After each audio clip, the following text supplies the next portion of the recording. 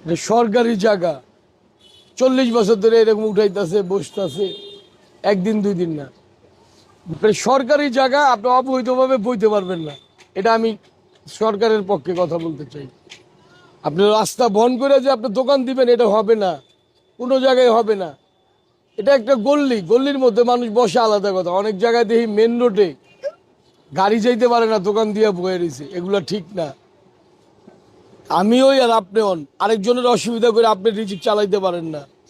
আপনি আপনার সেফ মতন থাকেন, তাই না? আমরা এখানে 17-18 বছর বসি, কই আমগো তো একদিন গুতা দিল না।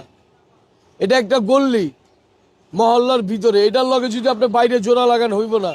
বাইরে মেন রোড, গাড়ি চলে, সব কিছু চলে, আর এটা মহল্লার ভিতরে পোলাপাইন হাঁটে, মাদ্রাসার বাচ্চারা ছুটি পাইলে আধা ঘন্টা হাঁটে এদিকটা। এটা কোনো গাড়ি চলার রাস্তা না। আপনি গাড়ির রাস্তায় দোকান দিলে যে কোনো লোক উঠাই দিব, শুধু সরকার না। আপনি একটা বাইক নিয়ে এক জায়গায় যাইবেন, 2 মিনিটের জায়গায় যদি আধা ঘন্টা বসে থাকেন, আপনার কাছে কেমন লাগবে? হ্যাঁ, এখানে উভয় পক্ষে দোনোজনের ভুল আছে। যারা দোকান করে তাদেরও ভুল আছে, যারা উঠাইতেছে তাদেরও ভুল আছে। দোকান বসান, আপনারা কেউ মানা করে না, এক সাইড দা কিনার দা বসান। ফুট 40 বছর আগেও ছিল, এখনো আছে, আগামীতেও থাকবে। কিন্তু রাস্তা বন্ধ করে না, রাস্তা কিনার সাইড দিয়া